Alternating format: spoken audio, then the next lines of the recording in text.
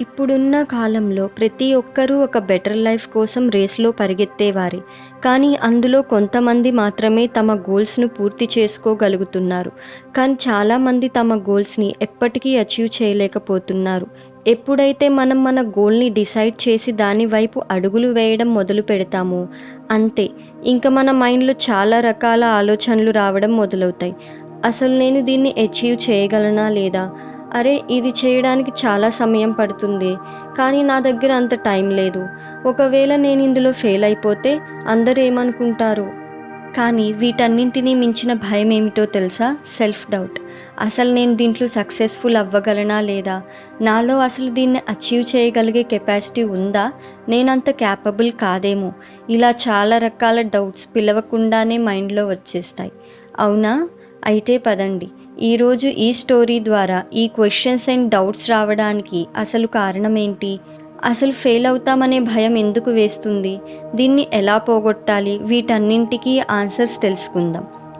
ఒకప్పుడు ఒక బౌద్ధ గురువు ఒక అడవికి దగ్గరలో చిన్న గుడిసె కట్టుకుని జీవనం కొనసాగిస్తూ ఉండేవాడు. ఆ బౌద్ధ సన్యాసి చాలా జ్ఞానం కలిగిన వ్యక్తి.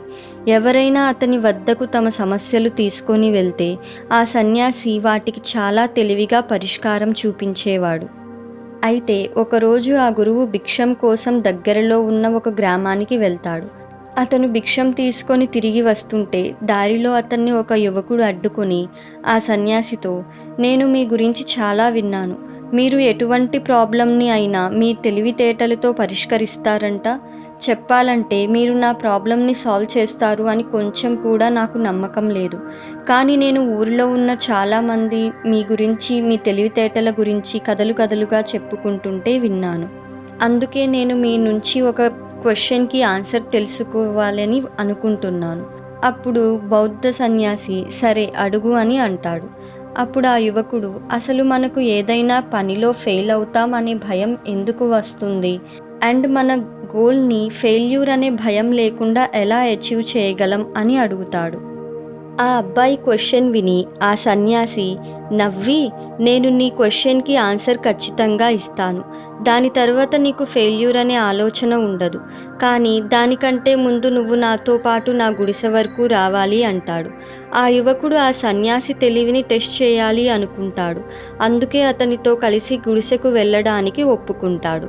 తరువాత ఆ సన్యాసి యువకుడిని అడవి దగ్గరలో ఉన్న తన గుడిసెకు తీసుకొని వెళ్తాడు. అప్పటికే చీకటి పడిపోతుంది. ఇంకా భోజనం చేసి నిద్రపోయి పొద్దున్న లేచాక ఆ గురువు యువకుడిని, "పద, నిన్ను అడవిలో షికారుకు తీసుకెళ్తాను" అంటాడు. ఇంకా ఇద్దరు అడవిలోకి ప్రయాణిస్తారు. కొంచెం సేపు తర్వాత ఆ సన్యాసి యువకుడికి ఒక గుహ చూపించి, "పద, నిన్ను గుహ మొత్తం చూపిస్తాను" అని అంటాడు. యువకుడు, "అవునా, నాకు చాలా రోజుల నుండి ఇలాంటి గుహలో ఎలా ఉంటుందో చూడాలి అని ఆశగా ఉండింది. వెళ్ళి చూద్దాం" అని లోపలికి వెళ్తారు. ఆ గుహ లోపల చాలా చీకటిగా ఉంటుంది. కొంచెం సేపు తర్వాత ఆ బౌద్ధ సన్యాసి సైలెంట్‌గా గుహ లోపల నుండి బయటకు వెళ్ళిపోయి ఆ గుహ ద్వారాన్ని బయట నుండి మూసివేస్తాడు. ఆ యువకుడు గుహ లోపల నుండి బౌద్ధ గురువు కోసం వెతుకుతూ, "గురువా, ఎక్కడ ఉన్నావు నువ్వు? ఏంటి, ఏమీ మాట్లాడవు? ఎక్కడకు వెళ్ళిపోయావు?" అని కేకలు వేస్తుంటాడు. ఎంతసేపటికి జవాబు రాకపోయేసరికి ఆ యువకుడు భయపడిపోయి గుహ ద్వారం వైపు పరుగులు తీస్తాడు. వెళ్ళి చూస్తే గుహ ద్వారం మూసేసి ఉంటుంది. "ఇదేంటి? గుహ ద్వారం బయట నుండి ఎవరో మూసేశారు. ఇప్పుడు నేను బయటకు ఎలా వెళ్ళాలి? వేరే మార్గం కూడా నాకు తెలియదే.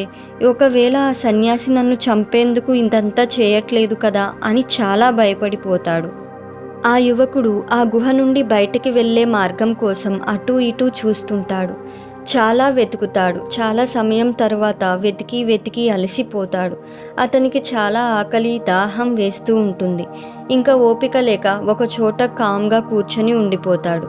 అప్పుడే అతనికి ఒక సొరంగం నుండి సూర్యుని కిరణాలు పడుతూ కనిపిస్తుంది.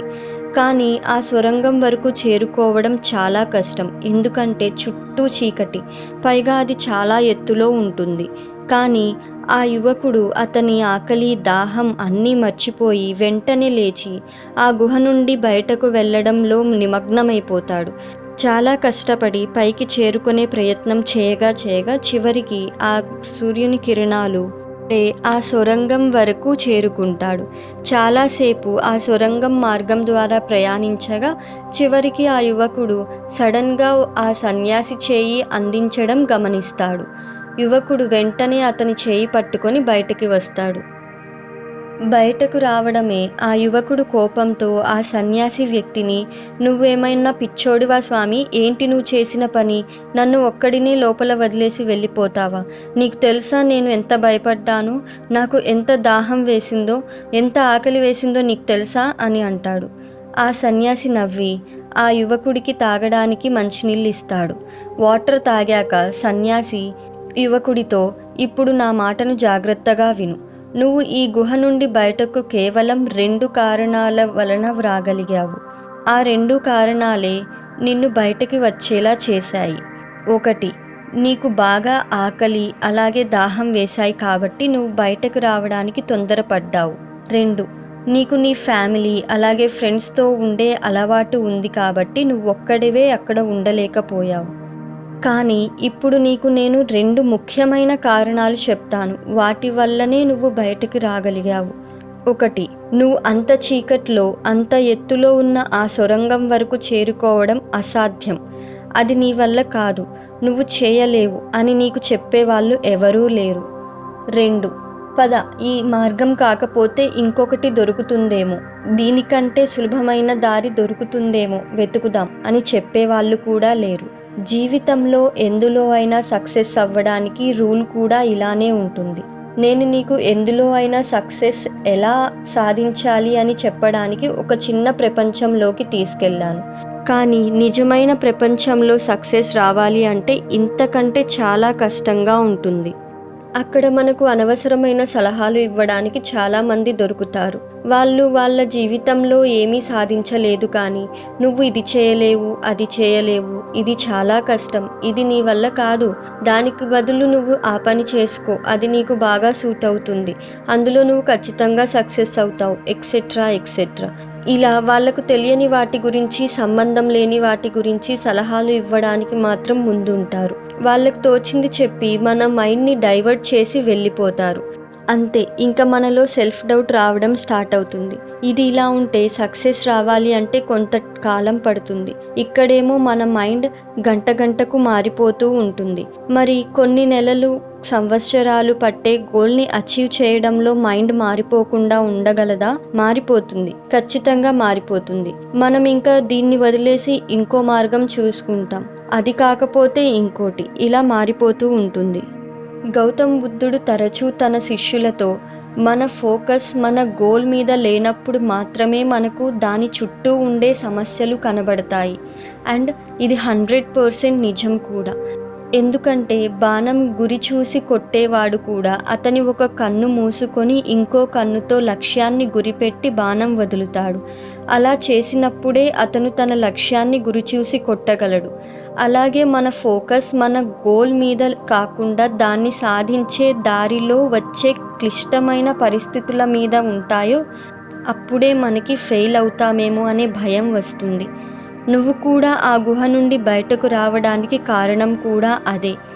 నీకు ఆ సూర్యుని కిరణాలు పడుతున్న సొరంగం మీద తప్ప నీకు వేరే ఏమీ కనిపించలేదు. ఆ గుహలో ఒకవేళ వెలుతురు ఏదైనా ఉంటే ఆ సొరంగాన్ని చేరుకునే దారిలో ఉన్న గుంటలు, పురుగులు, కీటకాలు వాటన్నింటినీ చూసి భయపడిపోయి బయటకు వచ్చే ప్రయత్నం కూడా చేసేవాడివి కాదు, అక్కడే ఆగిపోయేవాడివి. కాబట్టి నీ ధ్యాస అంతా కేవలం నీ లక్ష్యం మీద మాత్రమే ఉంచు. నీ చుట్టూ ఏం జరుగుతుంది, ఎవరు నీ గురించి ఏమనుకుంటున్నారు అని ఆలోచించడం వదిలే. నీ ఫ్రెండ్స్ అండ్ రిలేటివ్స్ ఏం చేస్తున్నారు, వాళ్ళు సక్సెస్ అయ్యారా లేదా, అవన్నీ పట్టించుకోవడం మానే. కేవలం నీ పని నువ్వు చూసుకో. ఇంక చూడు, నీ టైం వచ్చినప్పుడు ఆ జనాలే నిలబడి నీ కోసం చప్పట్లు కొడతారు అని చెప్పి ఇంకా సన్యాసి సైలెంట్ అయిపోతాడు. ఆ యువకుడు, గురువా, ఈరోజు మీరు నా కళ్ళు తెరిపించారు. మీరు చెప్పిన ప్రతి మాట నా బుద్ధిని మేల్కొనేలా చేశాయి. మీరు నిజంగానే చాలా జ్ఞానులు, అందుకే అందరూ మిమ్మల్ని చాలా గౌరవిస్తున్నారు. నేను మీకు మాట ఇస్తున్నాను, ఈ రోజు నుండి నేను కేవలం నా పని మీద మాత్రమే ధ్యాస పెడతాను. తొందరలోనే సక్సెస్ అయి చూపిస్తాను అని బౌద్ధ గురువుకి ధన్యవాదాలు చెప్పి అక్కడ నుండి వెళ్ళిపోతాడు. సో ఫ్రెండ్స్, ఇంకా మీరు ఎక్కువ ఆలోచించడం మానేయండి. సైలెంట్గా మీ గోల్ మీద మాత్రమే ఫోకస్ చేయండి. ఇంకా వేరే ఏమీ పట్టించుకోవద్దు. ఐ హోప్ మీకు ఈ స్టోరీ ద్వారా అర్థమయ్యేలా చెప్పాను అనుకుంటున్నాను. Thanks for watching.